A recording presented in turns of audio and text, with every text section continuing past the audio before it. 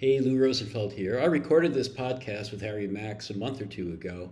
It is now April 8th, and I'm happy to tell you that the book will be published on May 14th, 2024. Until then, you can get it on pre-order from Rosenfeld Media for 15% off. You can also pick up a copy at Amazon.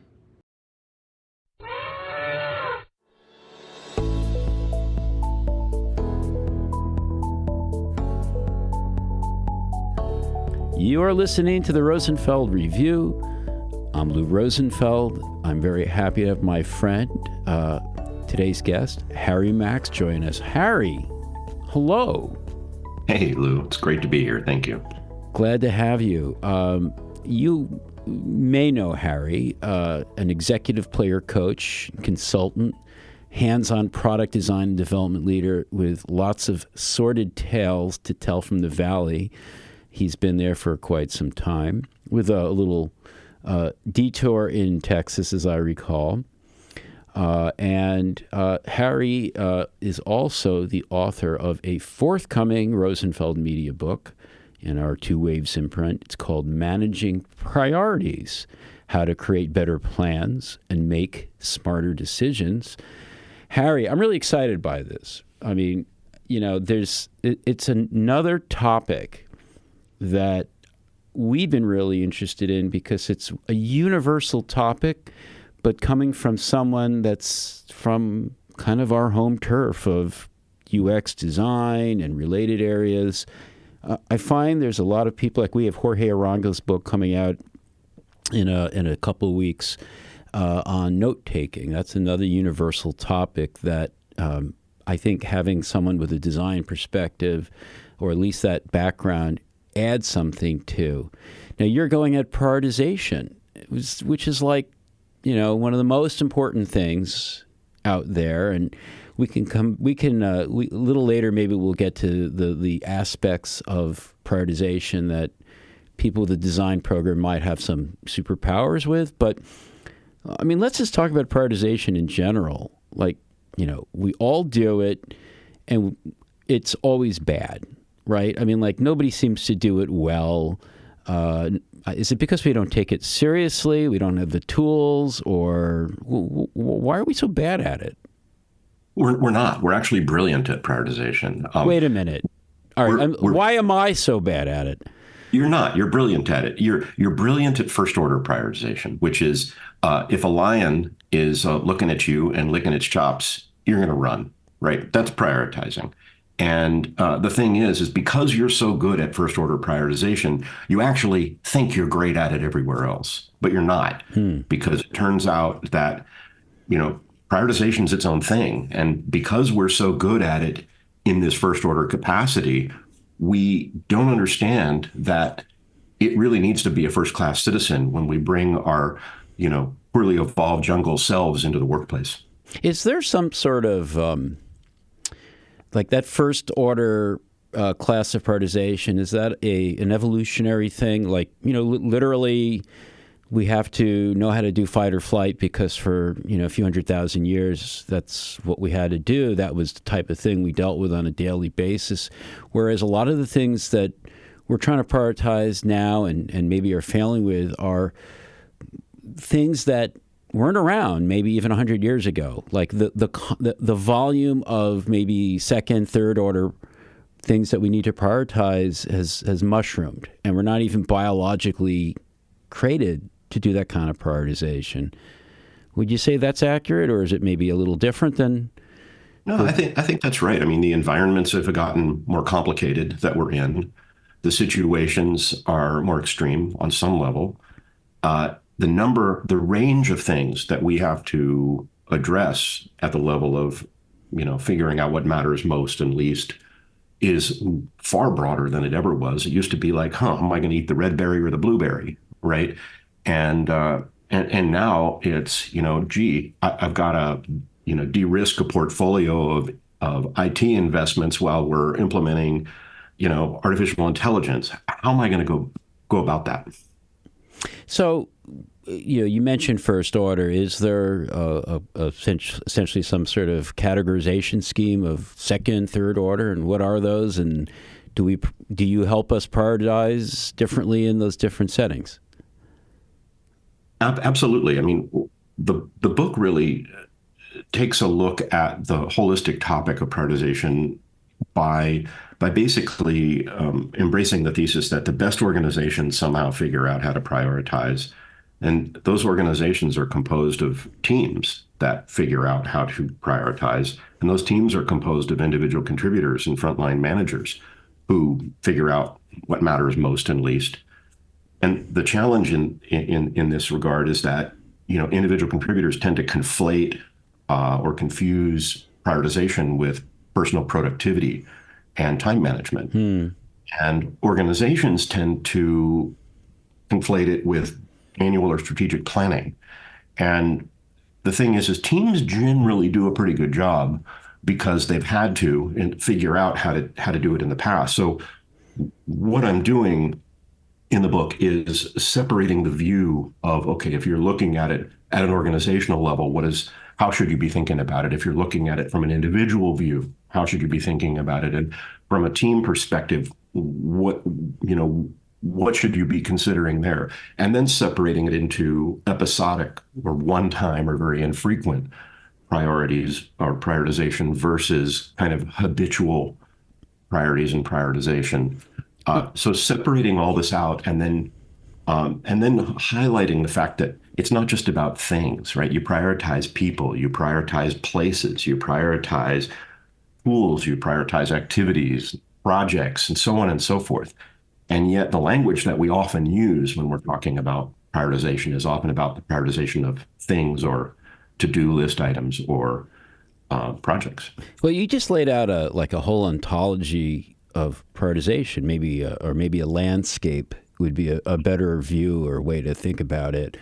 And a couple things I take away from that. One is it sounds like there's issues of cadence to keep in mind. There's the cadence of the one time or infrequent or maybe, regular, but, every year types of prioritization acts versus the things that are ongoing and are maybe happening so frequently that it's hard to even distinguish the events from each other. You're just like in constant prioritization mode. It's not like you ever sort of finish.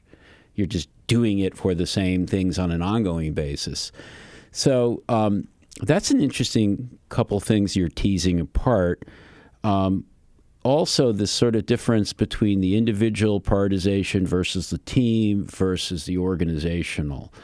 Now, do you find that, and maybe you do this in the book, that you sort of set up people to understand prioritization at its sort of essence at an individual level, and then you kind of, once I sort of know how to do my own prioritization, we can scaffold up to the team level, and then from there scaffold up to an organizational level? Or are those three types of prioritization, individual, team, and organization, discrete and don't really have that much in common? Yeah, it's a great question.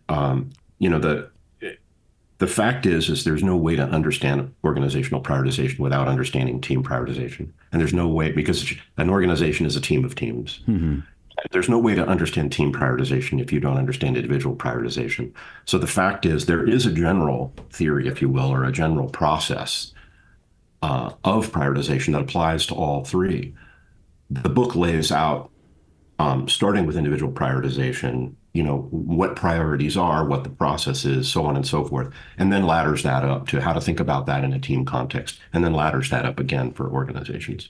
So that is a scaffolding process, and that's good. So I think, that's what you do in the book. You bring people, from, in that sort of telescoping from individual all the way up to organizational level. But I think the process you use, maybe you can tell us a little bit about it, is called DEGAP.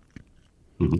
And that's the sort of overarching almost philosophy as well as process to prioritization. Why don't you talk a little bit about what DEGAP stands for and what it is? Sure. DEGAP isn't, first off, it's an acronym, DEGAP, and it represents closing a gap between a current state and a desired state. The idea is that your priorities are your inputs to your plans and your decisions. And in order to execute a good decision or to develop a smarter plan, I should have said that the other way around, develop a better plan and make a smarter decision, you've got to know what your options are. And so it turns out there's a repeatable process for this. It took a while to figure out, but the D in DEGAP is really decide if you have enough time, right? Decide if it's appropriate, right? Decide if you're going to make the investment. It's a cost benefit analysis. If you're going to make the investment to slow down and invest in being intentional about prioritizing. Engage, the E, is about it's about committing to that process. It's about figuring out who your stakeholders are. And sometimes those stakeholders are internal. Like I want to buy a fancy new car, and like my internal CFO is saying, don't do it, save yourself. Yeah, but my fun love car motorcycling self is like, yes, get the Porsche. So there's a battle going on there amongst internal stakeholders, and my external stakeholders, like my partner, she's like, bad plan.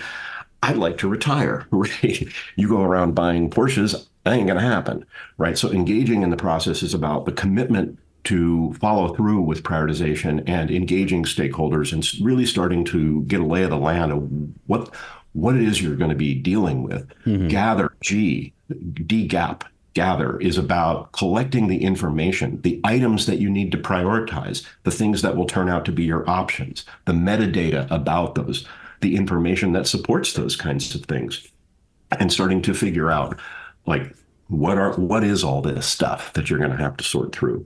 Arrange, the A in DEGAP, is around, okay, now I've got all this stuff. How am I gonna sort it out? What do I have to deduplicate? What do I have to clarify? Because I don't get it. It's not self-evident. By the way, what am I optimizing for? What am I trying to do here? So what frameworks might I consider, right? What sorting techniques might apply? How might I link these things together? Is there a marketplace simulation? Like, what was I thinking of? Buy a feature is a great example of a marketplace simulation, right? Or is there a hybrid method, some more sophisticated approach that I might apply based on what's important? Once I have that all sorted out, that's when you prioritize, the P in DEGAP. So DEGAP, decide, engage, gather, arrange, and prioritize. Now, have you been trying this out with your clients or in the sort of situations where you're a fractional executive? I'm sure that work has influenced what you're doing now and how you've come up with it. But now are you feeding that process back into the engagements that you're taking on? Yes, for sure. And interestingly, DEGAP was not an invention. DEGAP was a discovery. It was a result of analyzing what I was doing and what other people were doing that was successful, and then figuring out how to turn it into a clever acronym. So DEGAP, it's like one of these things that it sounds simple in a way, but it also sounds involved. So, I mean, I know the book is a handbook in some sense to help a reader do this process, but and you want people to take it seriously. It's one of these things we don't take seriously enough. But does it? It almost sounds like it could be a little intimidating. Is this something that most anyone can do? Is it at an individual level? Is it going to take a lot of time? Give us sort of rough in what is it like to go through this process as an individual and maybe as a team and an org? Yeah. The first two chapters in the book really make the case that you have to prioritize prioritization. Right? You've got to consider the possibility that if you want different results, you might have to do something different. And if you want those different results, it would behoove you to understand what that process might look like, whether it's something that you can run in a lightweight way for yourself or with the people you're working with. And then you don't have to read the whole book. If you're interested in improving the quality of your life, you can read those first chapters to understand how to prioritize prioritization, read about DEGAP just to wrap your head around what that meta process is, and then read chapter, I guess it's 8 and 9 around how to prioritize for yourself and stop there. Like, you walk away from chapters 8 and 9 with 2 or 3 critical ideas that I've been using with executive coaching clients and people who have worked for me and other folks in my life for years and years and years to great effect. It's partly how I became an executive coach, right? People are like, wow, that changed my life, right? This simple idea. Well, now it's documented. And if you want to learn about it, I'll tell you about it here, or you can read the book. And then I guess you have a couple more chapters for teams and a couple more for orgs, and it's like very systematic and approachable.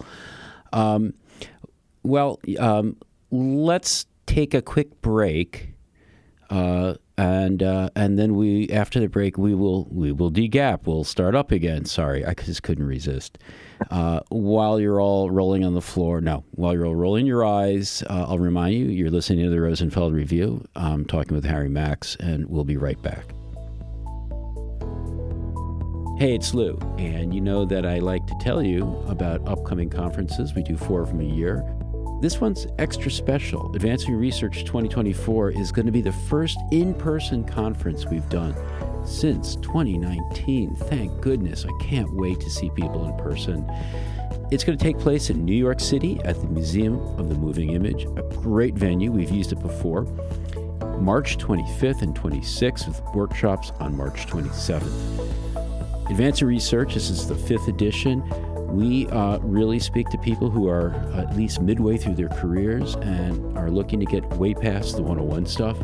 You'll love to know that the featured speakers are Tricia Wong, Victor Udoewa, Steve Portugal, and Neil Barry. Got some other great people on the program, like Nalini Katamraju, Nick Fine, Robin Beers, a bunch of other great folks, and a great lineup of workshops. So if you are a researcher of any kind and you want to be with other researchers in a really great intimate venue with really high quality content, join us at Advancing Research 2024. Check it out at advancingresearchconference.com. Welcome back to the Rosenfeld Review. I'm Lou Rosenfeld. I'm talking with Harry Max, author of the forthcoming book, Managing Priorities, a 2 Waves imprint from Rosenfeld Media. And Harry, you just gave us this really great set of insights about the DEGAP process to help people through prioritization, whether they're an individual, whether they're on a team, part of an organization, as well as touching on the fact that the things we prioritize can really vary quite a bit from projects to people and work at different cadences.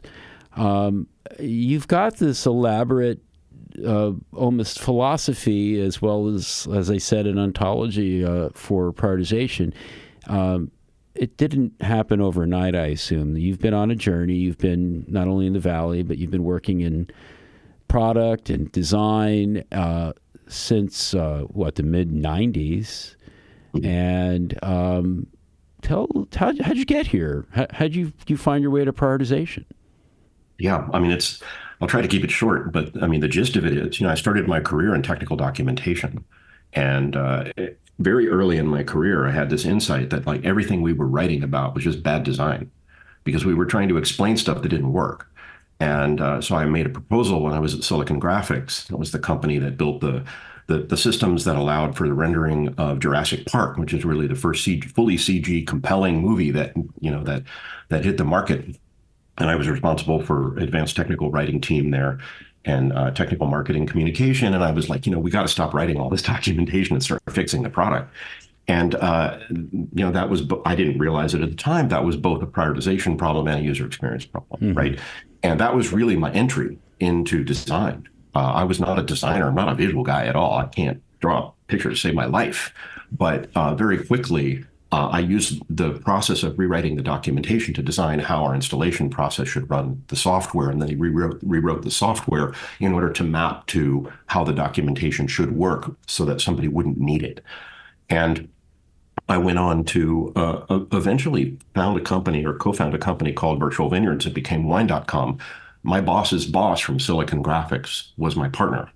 And That was really about figuring out. This was like the 1994, right?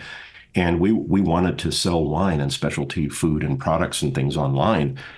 Uh, by the way, nobody was doing anything Oh like that. yeah, No word. I just want to interject. And I was having a conversation this morning with a guy who's about 25. Who was asking me about what the internet was like back then, and I said, well, the debate at one point was whether we should even be allowed to sell things on the Yeah, internet. that's right. Remember that? Yeah, Anyway, I very well. I'm sure Well, you and in do. fact, I know you can't see behind your head right now, but in those days, web pages were like those tiles behind your head. They weren't connected, right? It was a stateless environment. So if you did something on one page, it didn't carry to another page, right? So you couldn't pick a book. You couldn't say, "Hey, I want to read this book," like Oliver, Berkman's 4,000 Weeks, and say, "Hey, that's great. And let me go to the shopping cart," because there was no shopping cart. Because if you went to the shopping cart, it was just a blank page. No way to connect those things. So we built the first session server-side session manager that allowed you to carry things from one page to another. Mm. And then I built a very, very clean design that made it possible to move from one page to another. It turned out to be the interaction architecture for what shopping is today, right? It didn't exist before the launch of Virtual Vineyards, which was in January of 1995, right? That's why I'm bald. I'm old.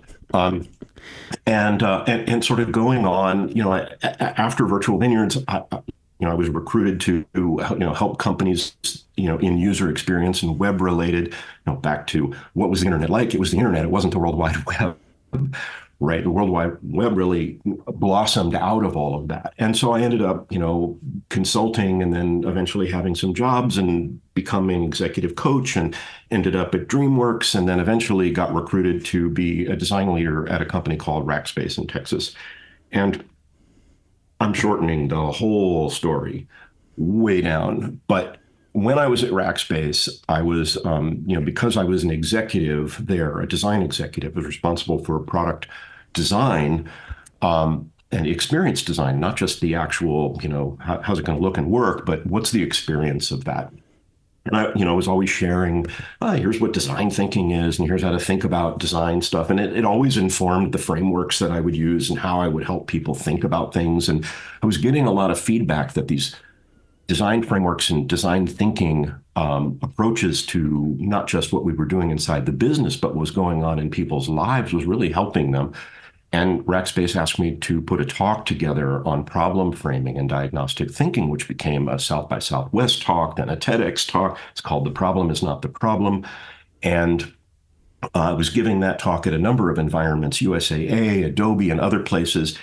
Nobody cared, right? The hands all went up when I touched on on prioritization. And like a light went on for me. It was like, oh, wait. That's what people care about, right? Why is that? And I thought, how hard could it be to write a book?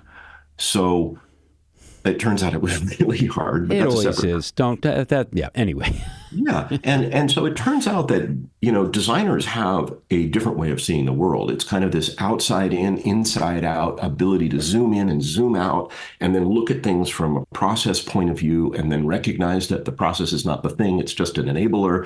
We could go on philosophically for a long time about this, but the idea is that DEGAP was really nothing more than a design thinking framework. It's the same double diamond. It's just applied to figuring out what your options are and what you ought to be considering in terms of your planning or in terms of your decision making, rather than what you're going to implement or how something's going to look or work or feel. So it's basically, an approach that's born out of an existing body of knowledge about design. However, I'll bet you still find that people in design have some unique challenges when it comes to prioritization, as well as maybe some unique superpowers. What are you seeing there?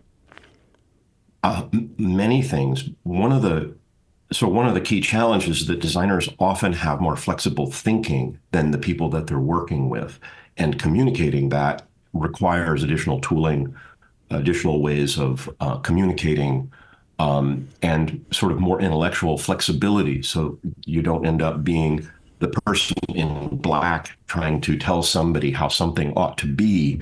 You're really engaging them in a consultative conversation in order to paint a picture of what the world could be like, and then helping them figure out how they're going to get there. And so recognizing that as designers, we have to deal with levels of uncertainty, right? We going from the concrete to the very abstract. And so when we're using tools like roadmaps, we can't just paint a picture of a roadmap or look, oh, here's what the user journey is going to look like. Here's what the mental model is going to be. Here's how all these pages are going to link together. Here's how it's going to look and work and feel, and so on and so forth. Because as designers, we have to be able to step back and help people recognize, look, there's a high degree of certainty around this stuff, but there's a low degree of certainty in our understanding about this stuff. And so we have to use those tools as designers to help people think. And that's really, I think, the power of design is it helps people think. And so we need to not be so attached to the discipline of design as we are attached to the discipline of thinking. Well, and I think that's a good place to leave it. I mean, here you're giving us an incredibly powerful way of looking at prioritization that comes from design, and that I think you would agree it's not just a technique that can help designers with their own priorities, but help designers be better at helping their organizations and their teams prioritize and being agents of prioritization. That's exactly right. I mean, the book is really for change agents, fundamentally, and designers are change agents. I mean, I have hundreds of books behind me on the bookshelf that's all blurred out that tell you how important prioritization is. None of them tell you in detail how to think about it or how to do it.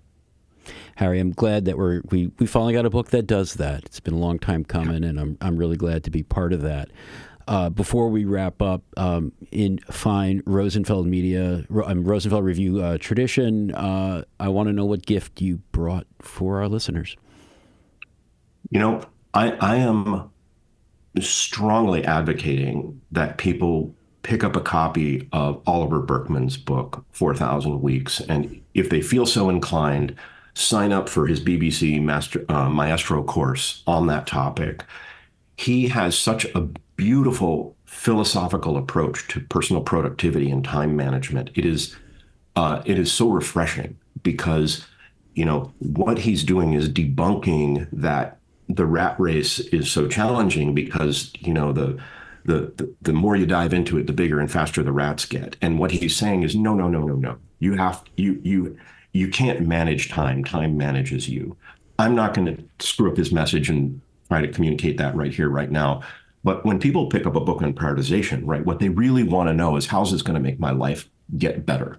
And one place to start is by taking yourself off the hook for trying to do more in the same period of time. And Oliver's book, I think, does a brilliant job of that. Well, I think it was the best-selling business book, and came out in 22, I believe, right? 22 or 21, and I mean, I just happened by accident to work in the same co-working space as Oliver in Brooklyn. And just a great guy and a decent guy, you know, a guy who very quietly, not self-promotionally, seems to come up with just, you know, these brilliant ideas. So you're certainly not the first person to rave about 4,000 Weeks by Oliver Burkeman. I hope you'll all be raving about Managing Priorities by Harry Max as well in 2024. Looking forward for that getting out to the listeners and not just the designers out there, but everyone, because everyone prioritizes. Harry, thank you so much for joining us today. Great to talk with you. Thank you. Yeah, I really appreciated the opportunity. Thanks, Lou. Thanks for listening to the Rosenfeld Review, brought to you by Rosenfeld Media. If you like our show, please subscribe and review it on iTunes